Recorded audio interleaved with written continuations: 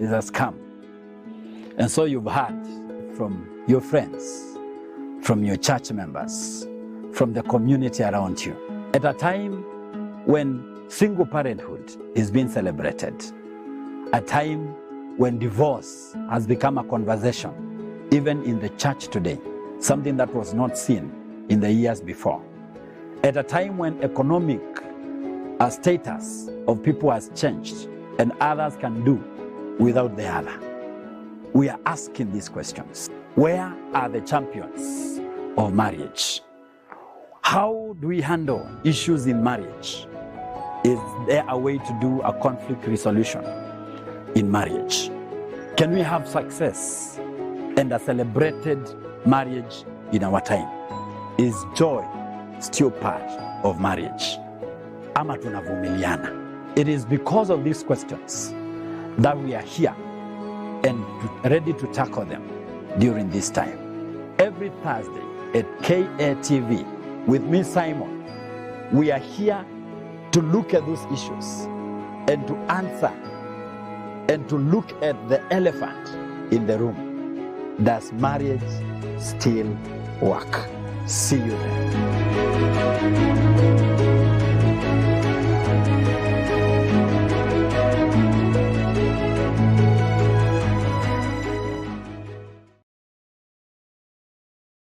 Good evening, everyone, and praise the Lord. How are you? Welcome again to a new episode of The Love's Story, where we seek to answer the one question that has been disturbing the world generations over, and especially in our time. Does marriage still work? We promised bombshells. We promised truth. We promised to say exactly as it is and to reach out to everyone and understand whether the marriage that we have is still the marriage that should be, or what are the principles that are working, and how can we learn from one another so that in the future we can also become champions. And today in the studio, we have a new couple with us. And when I say new, I mean they have been here in this thing for a long time, but they have not appeared yet on the show. So we welcome you to ask questions, to reach out to us. Let us understand what you want to understand about marriage, and we'll be tackling it as we go with time. So today's couple, here we are. Karibuni sana. Thank you so much. We are so honored to have you. Thank you. In the studio today. Yes. It is a pleasure for us. So please feel most welcome. Thank you. Yeah, I will let you introduce yourselves so that we can continue from there. All right. Thank you. All right. Ladies first. All right. Welcome. All right. Okay. My name is Eunice Onyango. Jesus is Lord in my life. I'm a mother of 4, and I thank God so much. Awesome. Yeah. Welcome, Eunice. Thank you. Thank you. I'm Dennis Onyango. I'm a pastor. I pastor a Liberation Worship Center at Ruaraka. That is where we are. Mm-hmm. And I'm married to Eunice. We have been married for this time is 19 plus years. We are turning 20 years on 17th of this month. Yeah, exactly. 20 years. One man, one woman. Yes, one woman.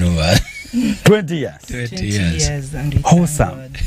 Congratulations. Thank Welcome. you. How big are the kids? We have big kids. Uh-huh. Our first daughter is around...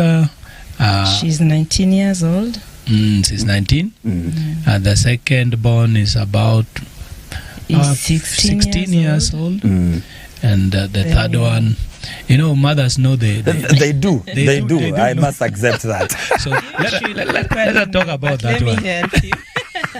But Okay. Yes. The third one is turning 14 in next month. Then we have a 4-year-old. Awesome. Yes. How is the journey with kids? I mean, this is not... I mean, you have generations. You have teenagers. You have toddlers. You have in-betweeners. How is it? The journey, for me, I can say that surely it has been good. It has been working out for us. Our children have never shown us some of the bad characters, but we are bringing them up in a God-fearing way. We started while they were young, especially our daughter right now is around almost 19, she's 18 plus some years, and we brought her up in a godly-fearing way, and we have never experienced a lot of challenges with her.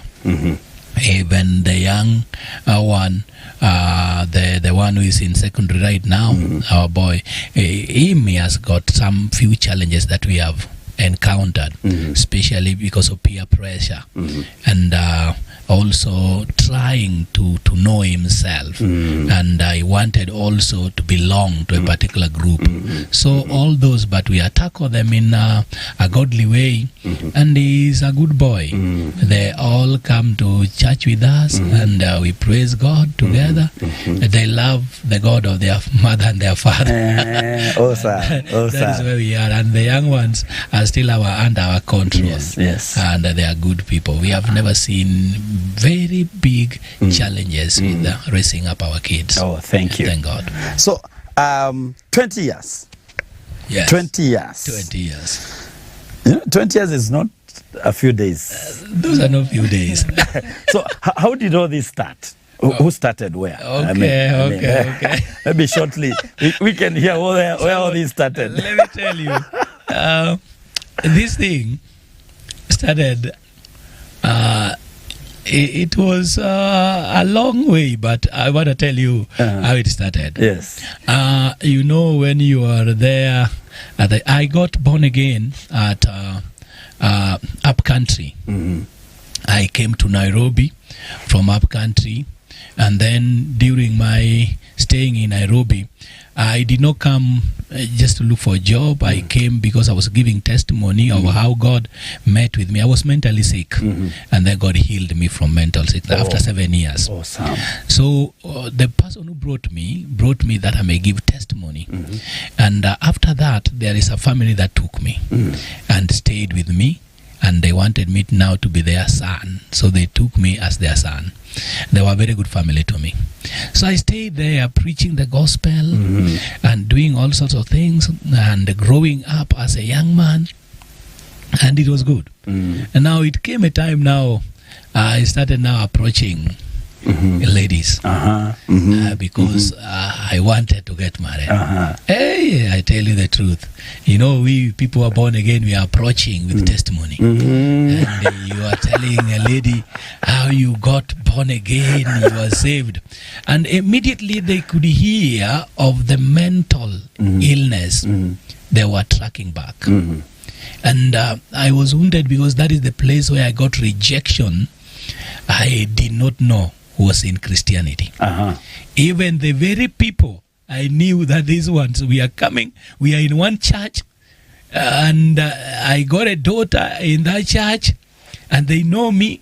They loved when I was arranging instrument, doing things, preaching, but when it came to marriage, things were not easy, brother. They are not now. They are not friendly. Yeah, now they were not friendly.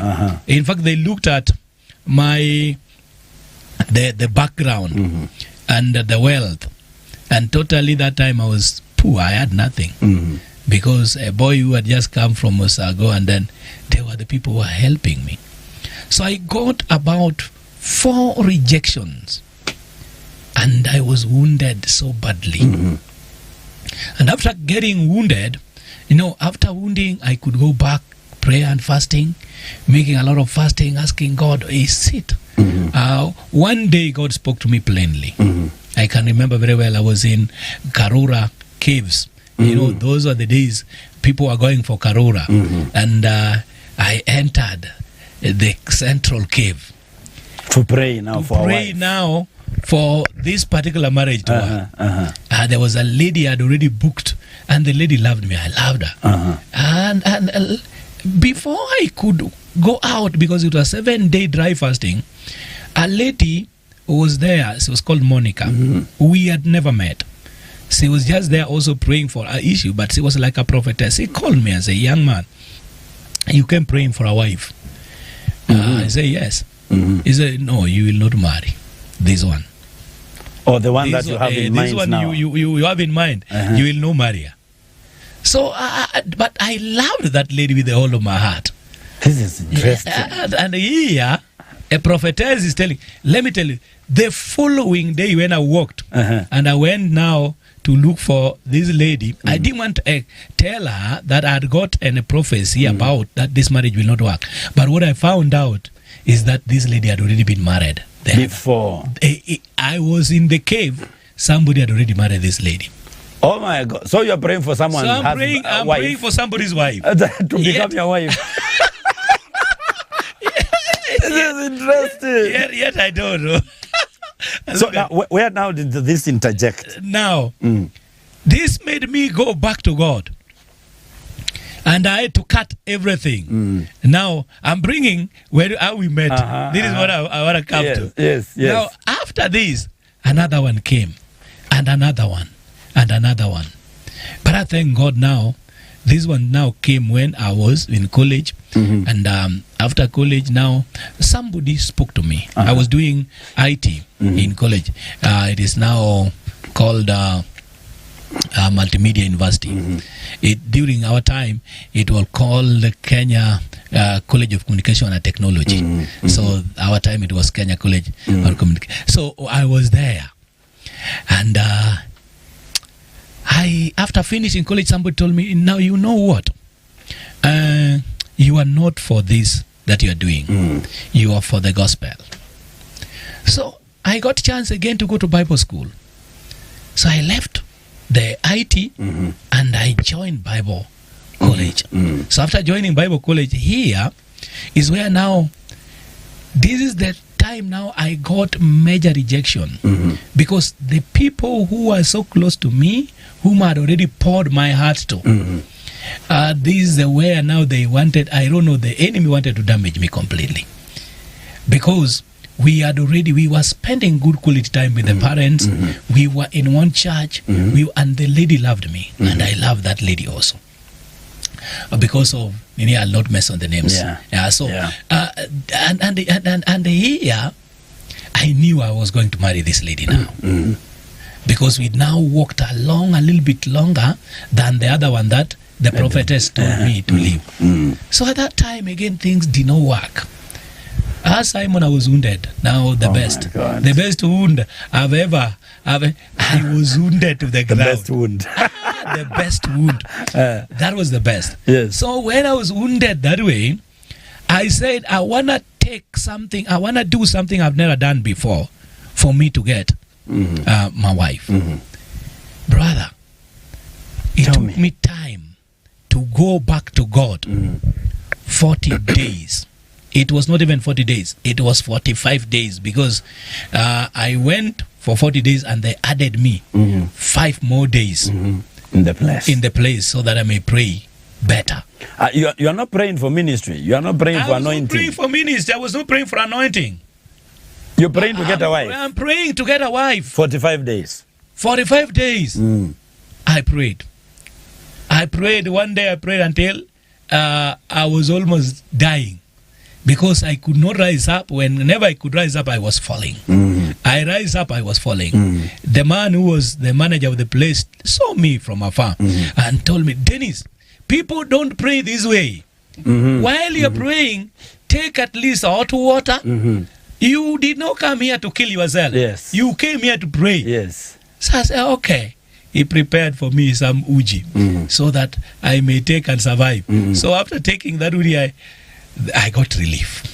But now coming out of that prayer, there is this lady that was our friend. She was an evangelist friend. She used to have she had a saloon. And now this saloon, so I just came out after prayers. I went just to see her, just normal.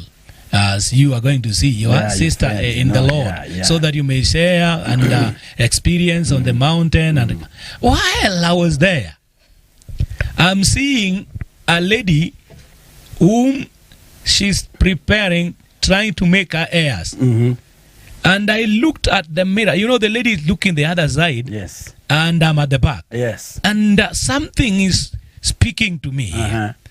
Who is this kind of lady that is not giving me peace? And you know, unajifanya, you assume things. You just came from prayer. I have so just very came sensitive. from prayer. Very sensitive. But is God answering something here? Yes. I say, what is this? And you know, she's a little bit dark color. I love the brown ladies. So I say, after all, she can't be the one. She can't be the one. She can't be the one. Because, but something is troubling me. Yes. I am rebuking the devil here, which is not a real devil.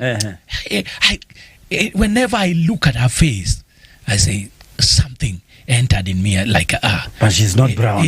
But another thing is, she's not brown. You know, I love brown ladies.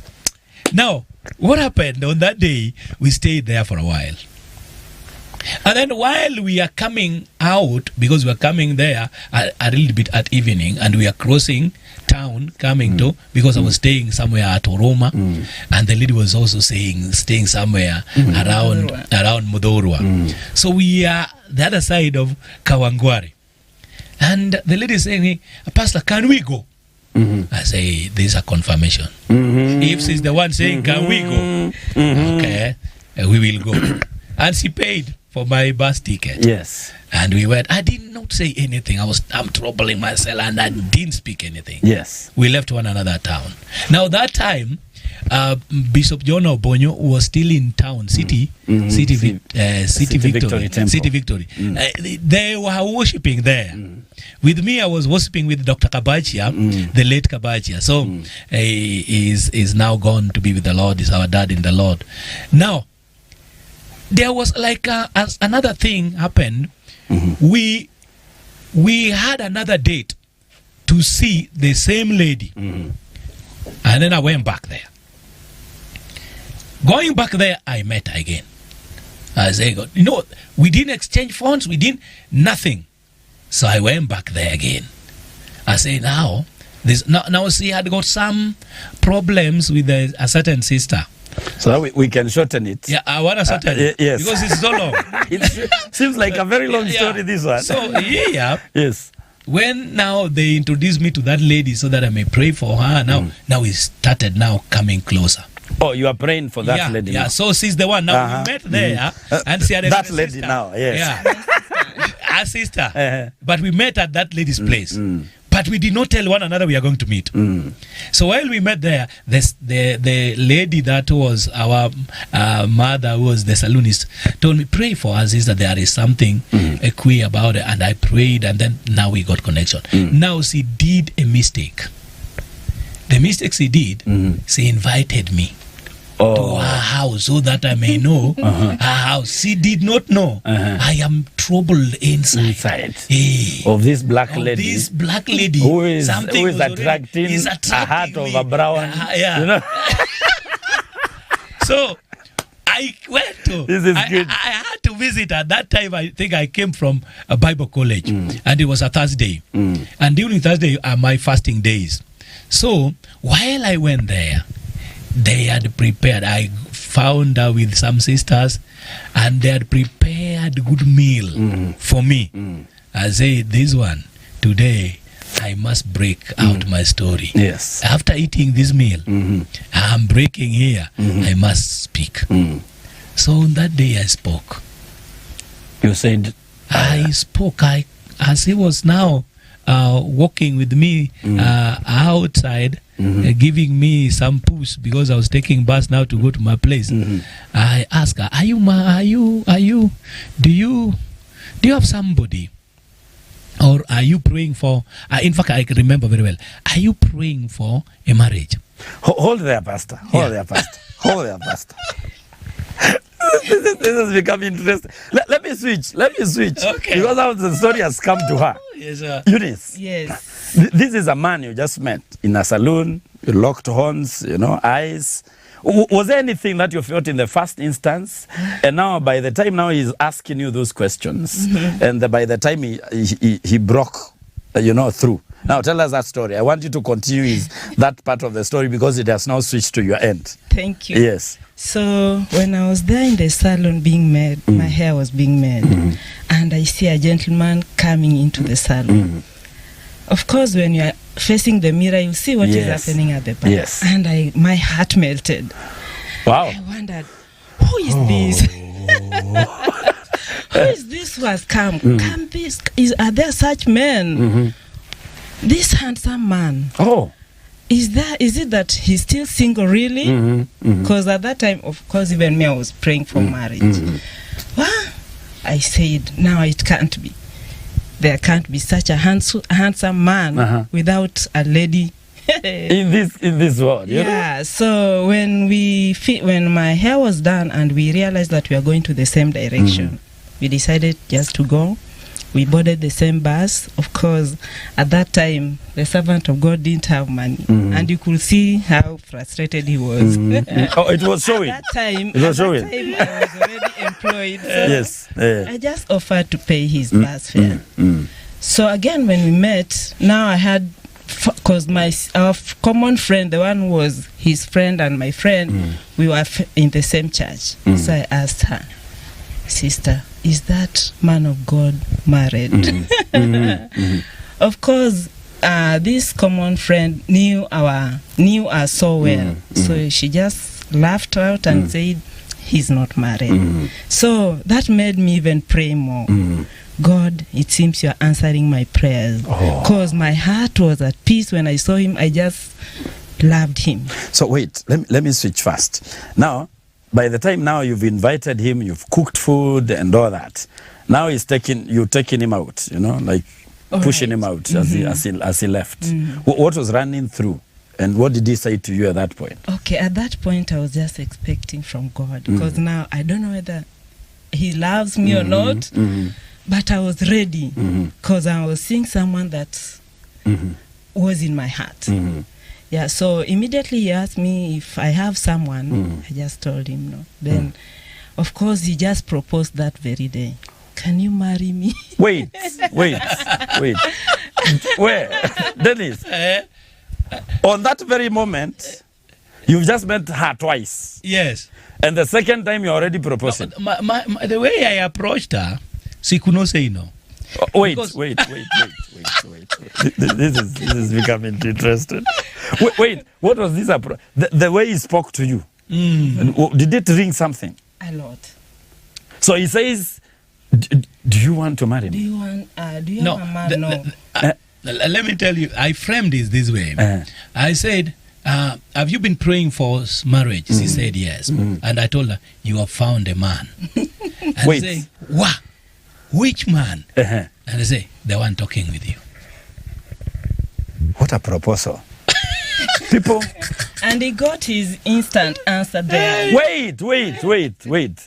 It happened instantly. Exactly. So yes. Yes. And I say, wow, God, this was you. Because I'd already spent 40 days on top of the mountain looking for a woman. Oh my God. And here is a woman, even though the color was a problem. We are coming to that point. So that you tell me how you overcame that color thing. You are now proposing to a dark one, melanine, but you wanted a brown one. And here we are. So, after you said yes, did it hit you that you've just said yes immediately? For me, I think I was also in prayer that time. So I was just sure that God was ordering my steps. So I got so much excited because even earlier there were some people who had disappointed me, and I had also disappointed some. And of course, in the previous ones, I didn't encounter such peace that I received when I saw him. Thank you. That point is very important. People, as we go for a short break, have you seen that part? Have you heard that part? Peace. You can have ticks of all the things that you ever wanted. Yes.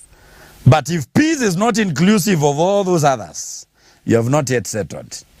We are going for a short break. We'll be back after a minute, and we'll be moving on to the next. We wanted to hear the story first. We are going to the issues. God bless you as we take this short break. Do not touch that dial. We are coming back. Thank you so much.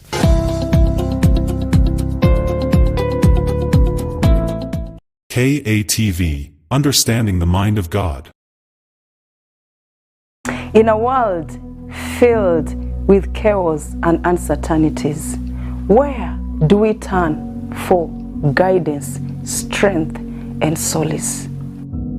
Join us for the Power of Prayer, a groundbreaking KA television series that explores the timeless teachings and profound impact of prayers in our lives. Remember, Jesus gave a command. He said, when you pray. He did not say, if you pray. You as a child of God out there, you can unlock your destiny. You can unlock your purpose. Discover the transformative power of prayer as we dive into ancient wisdom, sharing personal testimonies, and provide a practical insight to deepen your spiritual practices. Watch Whispers of the Spirit at KA Television as we introduce a transformative new series that will uplift your spirit, ignite your faith, and renew your connection with the divine, and that is your God. Experience the profound impact of prayer and unlock the blessings awaiting for you. The power of prayer, with your guest Abele Patricia and your host Louis Derrick, every Tuesday at 7:30 on the Whispers of the Spirit. See you there.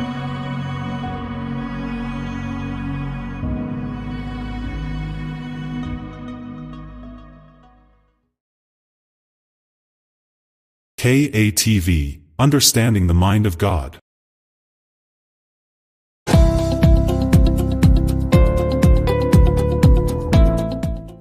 Thank you very much. Welcome back. The Love's Journey continues. And we have with us in the studio, as we began, Mr. and Mrs. Pastor Dennis.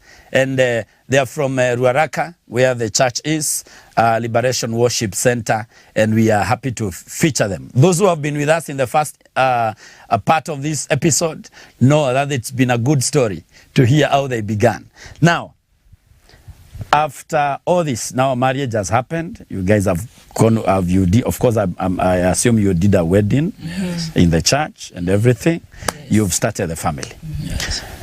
What was the first thing that you dealt with, Eunice? This is a man that you had prayed for. God has answered your prayer. Was there anything that you started with that was like, let me see, is this what God I prayed for? Did that instance come? Yeah, of course. I had expectations when I was getting to this marriage. So when I entered into the marriage, I expected someone who would take care of me, who would bring provide for our needs. But when we started very humble. So I realized that we were really struggling financially because he is a pastor, yes, and he was not from our church. I had to stop my job that I had when I met him because I was in that other church, working in that church. Oh, okay. Yeah, so here we are two of us, we are jobless, although he was working somewhere in town, but he wasn't getting good money. So I expected to be in plenty, you know, the way pastors' wives in church, they are. All that was thwarted. Paying rent was so hard, and I'm asking him, why did you marry then if you are not ready to take care of your family? We can't even put food on our table. And it was so difficult for me. It was really, really hard. And I started asking God questions. Is this really the right man you meant for me? Yes. Your word tells me that a servant of God should be able to take care of his family. What am I seeing? Was it that I really rushed to find myself into this? So that really bothered me a lot for many years. Yeah, for the first 2-3 years, I was disturbed, and I felt marriage is really a difficult thing. I felt this is not what I really intended to go through. I was not ready for this. Yeah. All right. So I felt like many times I was telling him I have to walk out of this. Oh. I even packed my bags. Oh. I am going away. I can't come suffering like this. I was not chased away from our house. So, of course, he used to pray, and he was telling me, you are going nowhere. You can't go nowhere. But during that time, he really prayed a lot so that I don't go away. Yeah. So now he had prayed to get you. You are in, and now he is praying to sustain you.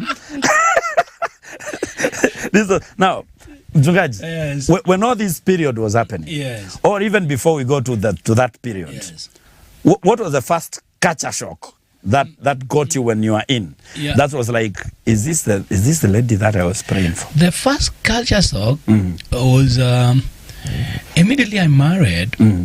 You know, we used to have my caretaker, the father, the person that took care of me in Nairobi. We had a fellowship. And after getting married, after coming from honeymoon, I think it was 1 month. I can't remember very well.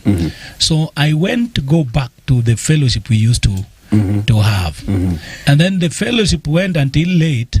So I spent the night there. So the following day I was coming back, thinking that when I get in the house, my wife will be happy that I've already come back home, at least safe. And she knows where you were. And she knows where I was. Man of God. I found a woman crying, could not talk. I say, what is this? Did I marry the right person, or I married So the expectation of a servant of God will come in and be welcomed. She will understand. She will understand. I mean, she knows where we were. Yeah. If anything, we were praying. It was a problem. So that's the first one that you got. That was the first challenge. And then other challenges that now I could face was that because we were low, we had no better income. And now the challenge was the expectation was so high. From your end? From our end. Oh, her end to you now, yes. Now my end, I had gotten a woman. I wanted a woman. Yes. Now here, all the time, there is one verse that could be reminded in the morning, in the evening, all the time, that a true servant of God who cannot provide for his family is worse than.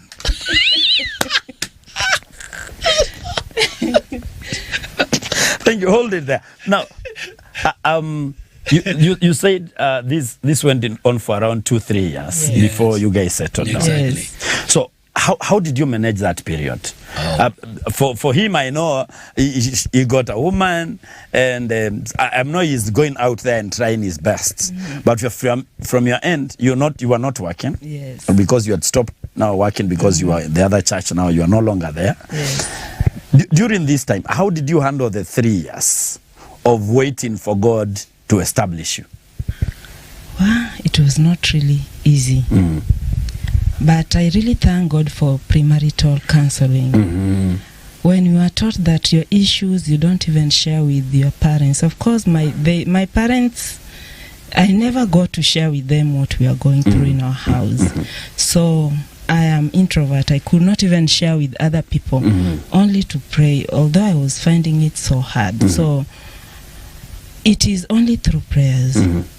We went through it, and I can say that only God helped us. We just prayed it out. Were there times you guys were locked out of, like your house was locked because you have no rent? How did you deal with that?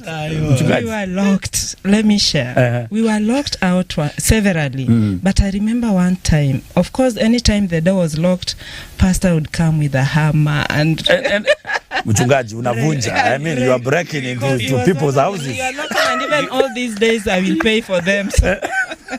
And in my heart I was feeling that is very wrong. I shouldn't go through this because he's violating and violating the rules. This is someone's house. He's not paying it in time. So that is where I was wondering, if you are not ready for marriage, why did you have to get involved in it? But it was very hard. Many, like 2 or 3 times he would come, break, we get in, because he was saying, I'll pay even all these days that he's locking me up. Yeah, they are still counted in the rent that I'm still going to. So how are you managing the time? Because, I mean, the period is hard. Your job is not sustaining enough. Yes. So how did you go through this phase? It was a difficult phase, Simon. We had to enter into some other businesses. I think we are the first people who started riding boda boda. And that boda boda, I did not even buy it by my money. When my wife saw the kind of frustration, she had got some savings. And she said, now what we can do, I had some little saving, and she had also some little saving. I think it's a borrowed loan. Can remember then we bought boda boda. And because I loved putting on suit, being good, I didn't want to throw myself and become, I saw boda boda people are a little bit dirty, according to me. But now that the situation is so pressing, I gave somebody my boda boda to ride for us, and he could give us 300 shillings a day. Okay. But he rode it for around 1 week, got an accident again with new boda boda. And I said, no, this one now let me take it by myself. So that is the time I entered. Suits aside now. Suits aside, everything aside, I am going to ride boda boda. And you took that up? Man of God, I rode boda boda. The first day I got 500. The second day I got 700. The third day I got 1,000. I said, this one can work for me. So this is now after the 2-3 years of 2-3 years of marriage. It is that struggling, waiting for him to be the man. You know, all this time you had those savings hidden somewhere. Okay, I think during the boda boda time, I had already secured a job somewhere. Okay. So it was this savings plus the earnings that I had that we went and acquired some loan from Equity, and we purchased the boda boda. We are talking of around 15 years ago, something. Exactly. Yeah. Around 15 years ago. There are places we are little jumping because there was a road there. There was a road there. There's a time that we could not even hold it in Nairobi. We ran and we went back to Kisumu. We tried to work. We left the ministry. We quit the ministry. In fact, I say I could not be a pastor any longer. I left because I say, if really God, you called me and you cannot provide, then this is not the God we know. Thank you. So it was we left and we went and got a shop. Now we were keeping our shop. But now while at Kisumu again, she's being called for a job that she had already applied for a long time, several years. And now she's coming to Nairobi. That time we have already gotten our firstborn. And now here she's being called back. You have to pack again. She pack again. We are running back to Nairobi. And I'm now leaving also Kisumu because I tried to maintain it. Remaining in Kisumu, but a lot of it was hard. I couldn't, and also the grace of singleness was not there any longer. Course, you can't bear on your own again. That grace had already left me. Thank you. So that means that the burden of providing at that point came to her. At least she's the one with a job. Exactly.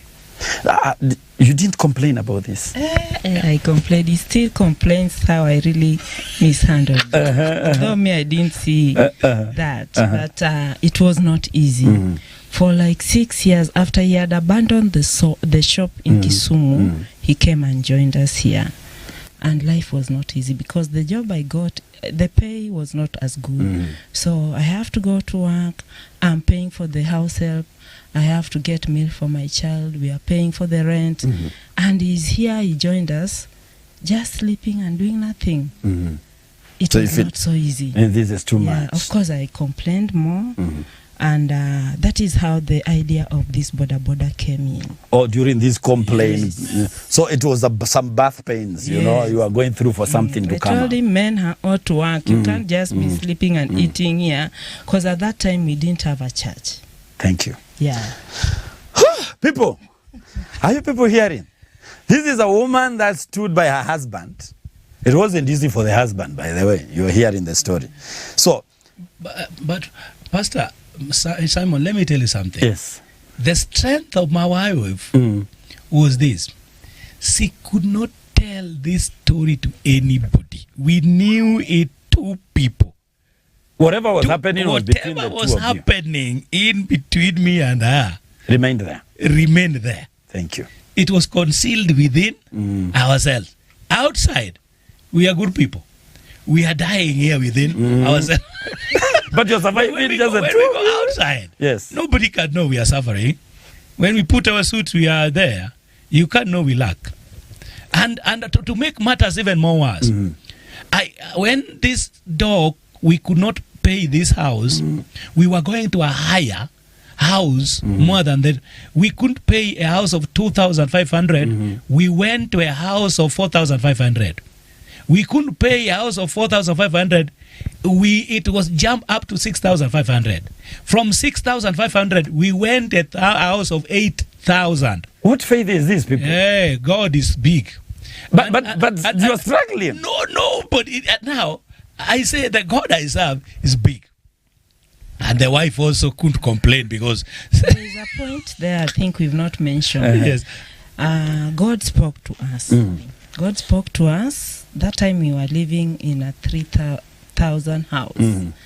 And he told us to go to a 3-bedroom house. But we were not ready. We were asking, hey, God, are you really the one? If we can't get these 3, where will he get for the 3-bedroom? So we went to a 1-bedroom house, which was 4,500. That is where we were locked out even more. But this was God who had spoken. Provision was nowhere at that time. I mean, God tells you to move from this house, it's small, and then when you move to the other, you still can't pay. Yes. Oh my So God. he decided, let us just go straight to this 3-bedroom house. So we went and we found one at 8,000 then. That is way back in the year 2007 there, or 8. Oh my God. During this post-election stuff. we came out during post-election violence. We went to another house after post-election violence. So we went to another bigger house.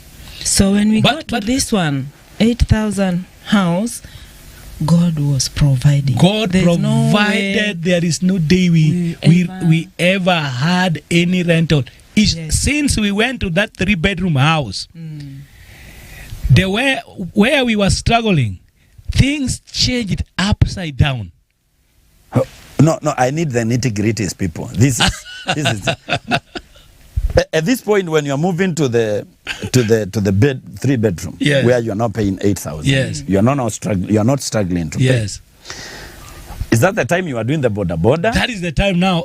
At that house is where now we bought this border. Oh, good. That point is important because Yes. people, we don't want to leave people hanging. Yes. Where was this money coming from? This border. And you know, what I did with this border, I entered into some chama.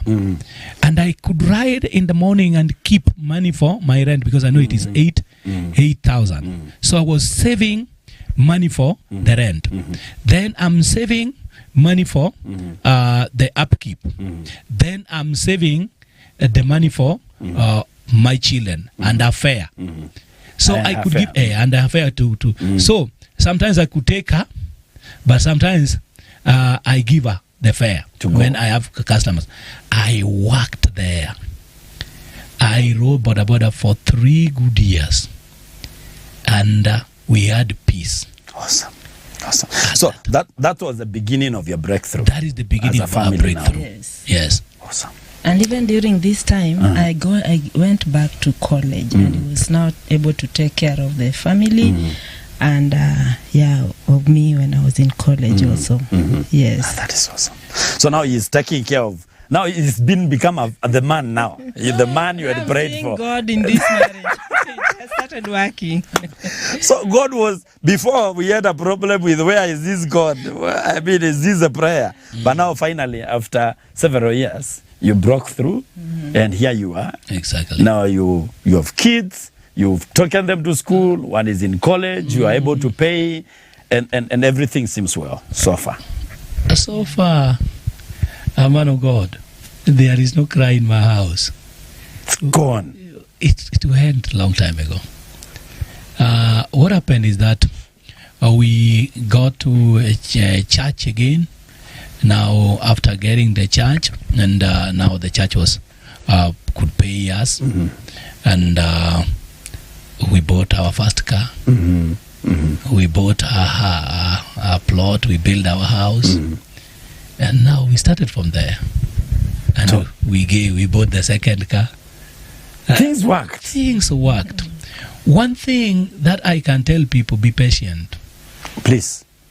Be patient. Hear this. Especially with marriage. Be patient. Don't be on a rush. There are turbulences that can come along. But remember, since we married with my wife, we have never gone to anybody taking our problems. We solve our problems, two people. Her and me. We talk. We learn that communication is the best tool you can use to settle in your marriage. Things can be bad. I used to encourage her. You will drive. She looked at me and said, where will that car come from? Where? When I look at you. Yes. I said, you will drive. I said, where? You are talking about. Now when the car came, I don't look at the car. Now go drive now. Now you can drive now. Now you can. So patience. Patience pays. Now, are there a number of years we should be patient with? Because not necessary, because you should patient until God does something. Patience until God does something. So this waiting period, how do you keep the sanity in the marriage? One of the best things, there are pillars in these marriages that can work for you. One of the best pillar is love your wife and love her wholeheartedly.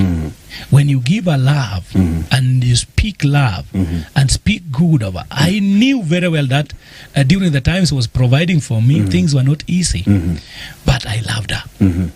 She sensed my love. That is why she could not share it even with the parents. The parents thought we were doing well, yet it was a problem. It was a problem. Eunice, were you feeling this love? Is the love during that period? Love your wife. Were you feeling it? Or would you quantify it? It was not really easy to love to feel the love when you are really suffering. But he really did it best to make sure that I do it. But on the other hand, I was also remembering that remember the word of God says you need to submit all the time. So I was just telling God, even if it is so hard, help me to submit to this man. And slowly by slowly, God helped us out. Yeah. People, this is getting interesting. This couple must appear again. Our time now cannot accept for us to go through. But there's a story we are hearing. Something very powerful. You've heard of communication, patience, prayer. If you've been taking notes, then you know that it is a matter of time before things work out. For those that are going through a lot, there is still hope for you, right? Yes. So, as we finish up, I want you to speak to the marriages that are going through challenges. We just handled. You people are going to be coming back here. We must finish this story. Thank you. Because we have dealt a lot on how you've handled this, especially the financial part and constraint that a lot of people go through, and they don't know how to handle it. And you people braced it, and you went through, and here you are as overcomers. I want you to look at the camera. We'll start with Eunice. Talk to the ladies that are waiting for the breakthrough that you are waiting for, and what they should do now in the waiting as they wait. And then please try to answer that question whether marriage still works after all. Please. Well, I must confirm to you that marriage still works, and marriage is in God's plans for every one of us. It is not easy, but through God's help, it is possible. During the constraints, just believe in your man. All these men, even the ones that have done so well, they are just like that one of yours. One thing I've realized, that even if your husband is down and you believe in him, you keep encouraging him, telling him that whatever stories he's telling you that he's going to do will happen. Believe and praise him for all that it will, and be by him all the time, praying with him. Marriage will work for you. Thank you very much. Chungaji. Thank you so much, Pastor Simon. I want to tell you men that marriage is still working. One of the things that you must understand the pillars of marriage and put them to work. Love your wife and have what we call good and healthy communication, because challenges are there. But when you cannot communicate them well, that is where things go haywire. But when you can communicate well, be a good communicator to your wife. Tell your wife your stories. Let it not take your story from another person. Give her the whole. Let her know what you are undergoing, your turmoils, your mountains. Let her know. So he will not talk about any other thing. When he is asking even for money, she knows very well that you don't have it. And again, also, be committed in that marriage. Many people relax. They don't commit themselves to the marriage. Like my wife would have left me a long time ago if she was not committed to the marriage. Be committed to this marriage. It will work. We have enjoyed it. Since we realized that we are in the plan of God, we have enjoyed it. It has been peaceful for us. All these few years, we have been at peace. It can work. Take care of your marriage. God bless you. Thank you very much. People, this couple will be featuring next episode 2. They must come here and give us some more. We are not yet done with them. There's a lot to learn from them. So this has been Love's Journey. And we thank everyone that has been watching. Please comment on our handles in the social media, in Facebook, on Twitter, on TikTok, everywhere, and on KATV every other time. Please make your comments down here. We will be able to answer. If there is any question that you want them to handle in the next episode, please put it up. We will bring it up, and then we will give them time to answer to the questions that you ask. The number down here on the screen, you can reach us. You can reach us through the social media handles and also on this line. And we thank God for you. Thank you so much for watching. That has been our great episode with Pastor and Mrs. Eunice and Dennis, and we thank God that they are here with us. I hope you've taken a point. Until next time, be ready to meet them again. God bless you. And God be with you.